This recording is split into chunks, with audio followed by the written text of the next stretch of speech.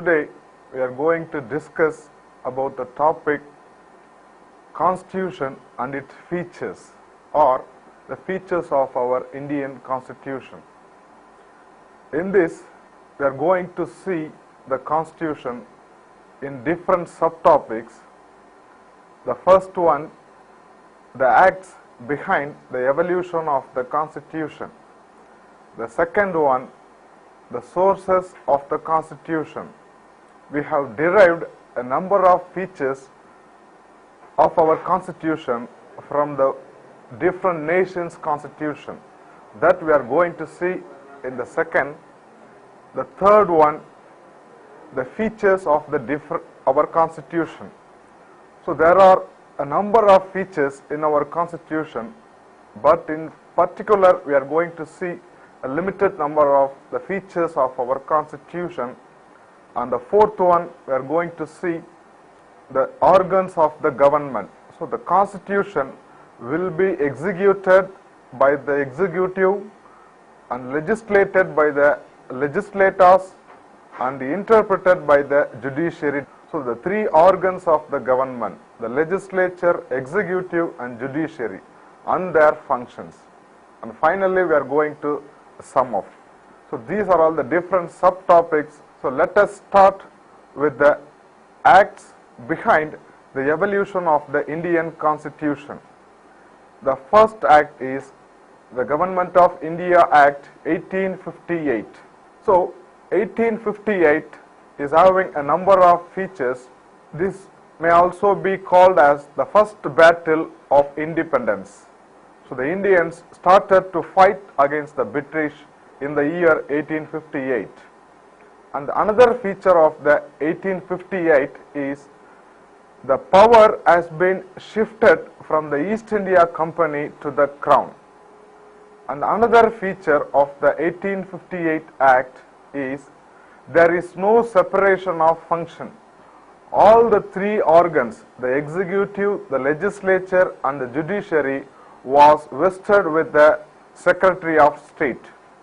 Another important feature of the 1858 Act is the control of the Secretary of State over Indian administration was absolute. So he was the absolute authority who is going to execute the administration in the nation. So these are all the important features of the 1858 Act. And next we shall see another act, 1861. So according to this act, Provincial Legislative Council has been created, and by this the members were nominated to the Governor General Executive Council. And the next act is 1892. In this, the Legislative Council was created, and here the members of the Legislative Council was allowed to discuss the annual financial statement of the government, that is the revenue and expenditure picture. And the next one is 1909, the Minto-Morley reforms. In this, an element of election was introduced at the center. So the first time in the history, the British has introduced the elections. And the next feature of the 1909 Act is the separate electorate for the Muslim community. By this act, the Muslims got a separate electorate. And the next important act behind the evolution of the Constitution is the Government of India Act 1919, or the Montagu-Kempsford reforms. By this, they have introduced the diarchical at the central. So before that they were having the Governor General's Executive Council, but by this act we got the legislature. By the Government of India Act 1919, the center gave more power to the provinces. And the next important act behind the evolution is the Government of India Act 1935. By this act we got federation. So the federation, it means that a government at the central and the government at the provincial level. The next important feature of the Government of India Act 1935 is the distribution of more powers. So that is to say, the division of powers between the central and the state. The central distributed more legislative powers to the state. And the next important act is Independence Act 1947.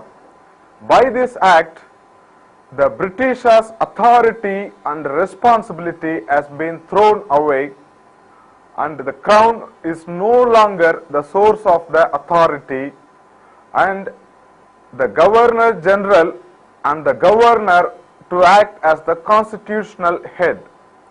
And the next is the legislature's importance. After independence, our parliament was the authority to legislate laws. And the next act is adoption of the constitution. That is, November 26, we adopted the constitution. After independence, our assembly nominated members to draft the constitution under the leadership of Dr. Ambedkar. So Ambedkar with his team drafted the constitution, and we adopted the constitution on November 26, 1949. And after the adoption, the constitution was enforced in the nation in the January 26, 1950. There we have enforced our constitution and India became a republic nation. So these are all the various acts behind the evolution of the constitution. The second subtitle is the sources for our constitution. So as I said, we derived a number of features of our constitution in the different nations' constitution that we are going to see one by one. The first one is the parliamentary form of government. This is the best feature in our constitution. Before that, we are having the imperialism, but after independence, we have created into a parliamentary system that the parliament consists of two houses. One is the lower house and the second one is the upper house. The lower house is more powerful like it is in the British. The upper house is not powerful like it is in the United States of America. So the parliamentary system makes the legislators accountable to the parliament and responsible to the people, and also the executive was made responsible to the legislators. So the first feature, parliamentary form of government, we got it from the United Kingdom, that is the British. And the second important feature is the fundamental rights, which we have derived from the United States of America. In our constitution, while enacting, we have created 7 important fundamental rights, but after the 44th Amendment, we have abolished the right to property. And now we are having only 6 fundamental rights. The right to equality, right to freedom, right against exploitation, cultural and educational rights, right to freedom of religion, and the constitutional remedies. All these fundamental rights are enforceable in courts. The first 5 rights, if you are not getting the rights or if you are deprived of the rights, by the help of the 6th fundamental rights, that is the constitutional remedies, we can go to the court and we can get the justice.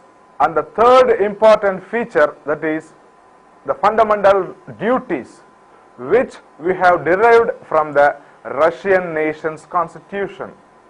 So as a citizen, the constitution is giving certain rights, and as a citizen, the constitution is also saying that there are certain duties to the citizens which they should perform. We have to abide our constitution, we have to pay the taxes, we have to obey the law. So there are different fundamental duties in our constitution. And another important feature is the directive principles of state policy. This we got from the Ireland's constitution. So according to the article 36 to 51, it deals with the directive principles of state policy. So this is not enforceable in courts.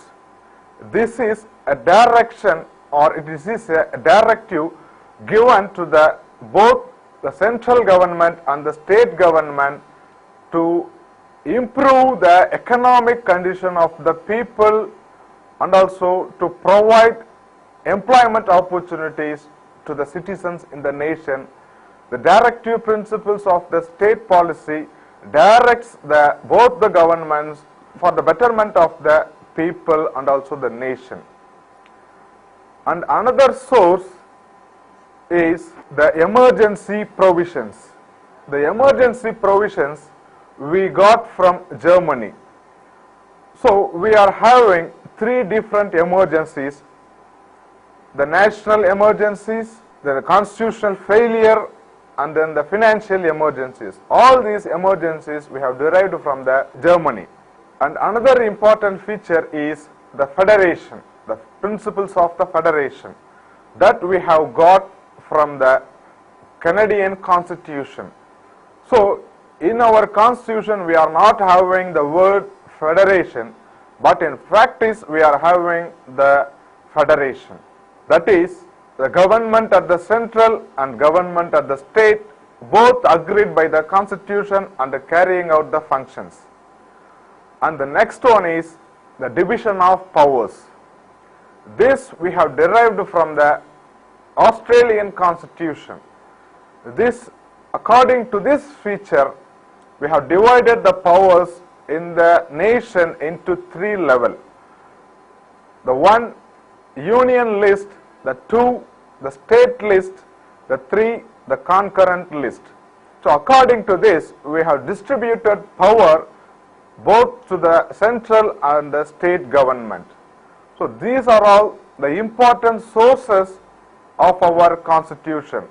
By the help of the different nation constitution, we have developed our own constitution. Our constitution is also called as the borrowed constitution or a patchwork constitution. Even though borrowed, our constitution provides really a democratic nation and decentralized the power systems. These are all the different sources of our constitution. So far we have seen the sources of the constitution, and next we are going to see the features of the Indian constitution. So as I said, a constitution is a set of rules. For that rules, the central and state governments are agreed accordingly. There are a number of features. One by one we are going to discuss. The first one is the written constitution. The nation which is having the written constitution, for example, is the United States of America. Likewise, in India we are also having the feature, the written constitution. So our constitution is the lengthiest constitution in the world, which contains more than 440 articles, 12 schedules, 22 parts. So far we have amended our constitution more than 90 times. So the first important feature of our constitution is a written constitution. And the second important feature of our constitution is fundamental rights. The fundamental rights, according to our constitution, we are having 6 fundamental rights. The first one, right to equality. So all the citizens in the nation, without any discrimination, age-wise or sex-wise or race-wise, all should be treated equally. That is the right to equality. The second right, right to freedom. So the constitutional fundamental rights provides the citizen to enjoy the freedom. He can express whatever he thinks or he thought. So that right guarantees the freedom to the citizen. And the next right is right to freedom of religion. So our nation is a secular nation. In a secular setup, anyone can follow or profess any religion. The next one is cultural and educational rights. So as a secular nation, we are having a different group of people.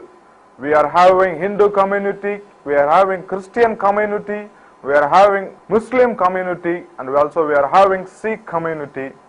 So we are having different culture in our nation. The citizen is enjoying the right to have the cultural and educational right.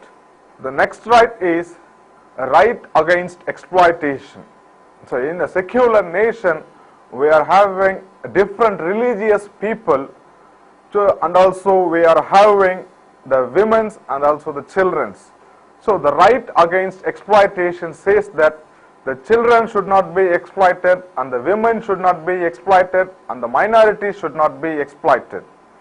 So this right guarantees that there should not be any exploitation on these people. And the last right, but not the least, is the constitutional remedies. By this fundamental right, we can enjoy the remaining fundamental rights. So, by the sixth fundamental right, we can go to the court and we can get the justice in the court. So, these are all the fundamental rights in our constitution. And next, another important feature of our constitution is the fundamental duties.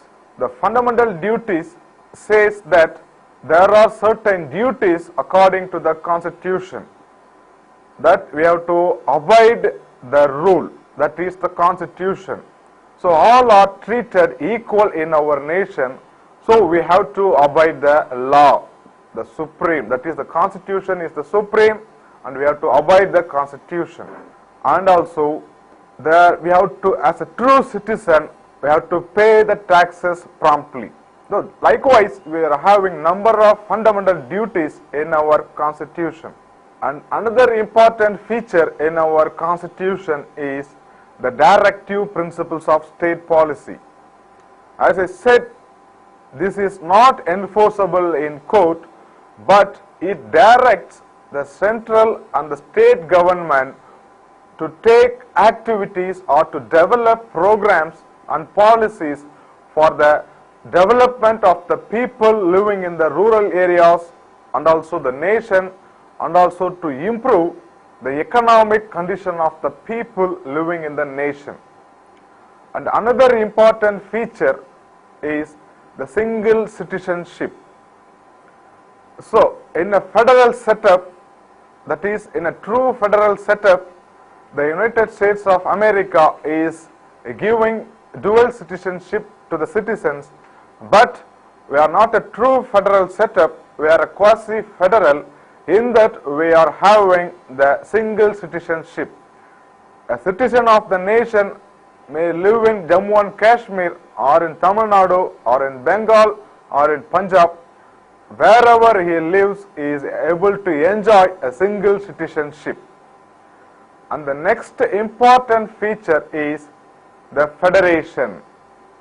So as I said, we are not a true federation, but in practice we are practicing as a true federal administration, that we are having the government at the central and government at the state, and we have divided the powers into three: the union power, the state power, and also the concurrent list. So the union list deals with the union power, the state list deals with the state power, and the concurrent list deals with both the central and the state powers. And another important feature of our constitution is more flexible than rigid. So, as I said, we have amended our constitution so far more than 90 times, that our constitution is flexible in nature, So whenever we need or we want to make any amendment, we can easily make. So because of the procedure of lawmaking or the procedure of amendment is so simple, we can pass it in the parliament. So our constitution in nature is more flexible than rigid. And another important feature of our constitution is a judicial review. So we are having three organs of the government: the executive, the legislature and judiciary. The executive duty is to execute the laws. The judiciary duty is to interpret the laws. The legislator duty is to legislate laws. Whenever the executive and the legislators bypass the law, the judiciary is having the power to review the law or to review the situation or to review the constitution. So the judicial review is an important feature to protect the fundamental rights of the citizens. And the next, another important feature of our constitution is rule of law. So in the imperialism, the citizens are partially treated, but after independence, one of the feature of our constitution is rule of law, which says that all of the citizens in the nation are equal before the law without any discrimination. Another important feature in our constitution is the universal adult suffrage. That while enacting our constitution, we have decided that 21 age is eligible to vote. But after certain amendment, now a citizen in the nation who attained the age of 18 is able to poll his vote during the general elections. And another important feature of our constitution is the emergency provisions. There are three important provisions in the emergencies, and there are three articles which deals with the emergencies: Article 352, 356, 360. The Article 352 deals with the internal problems. Article 356 deals with the constitutional machinery failure. Article 360 deals with the financial emergency. So far, we have executed the Article 352 and 356. Till date, we have not executed the Article 360, which deals with the financial emergencies. So these are all the important and essential features in our constitution. And next, we are going to discuss about the three organs of the government. So there are three organs of the government. The one is the executive, the two is the legislature, and three is the judiciary. We have seen a number of features in our constitution. All the features will be executed, interpreted and legislated by these three organs of the government. The executive has to execute the laws created by the legislators. The legislators has to enact laws or new laws according to the situation or according to the demands or according to the problems in the nation. The judiciary, the third and most important organ of the government, which interprets the constitution. The judiciary or the Supreme Court is the custodian or the guardian of the Indian Constitution. Whenever the executive or the legislature used to bypass, there at that time the judiciary or the Supreme Court has to interpret the constitution or interpret the law, and their duty as to provide justice to the citizens. So these are all the three important organs to carry out the constitution. So far we have discussed the features, the sources and the three organs of the government, and also the evolution of the constitution, various acts behind the evolution. Next, I am going to sum up the whole discussions. So we have seen that there are various acts behind the evolution of the Constitution. From 1858 to the 1950, we are having a number of acts which deals with the evolution of the Constitution. And next we have seen the sources behind the development of our Constitution. So we have derived a number of features which has been incorporated in our Constitution, has been derived from the various nations of the world. And next we have seen the important features in our Constitution. So according to our preamble, that India is a sovereign, socialist, secular, democratic and republic nation. So according to this preamble, we are proving by our constitutional features that we are having a good number of features in our Constitution which is providing justice and also which is uplifting the people living in the rural areas. And next we have seen the three different important organs of the government which execute the laws, which legislate the laws and which interpret the laws. So these are all the discussions which comes under the features of Indian Constitution. Thank you.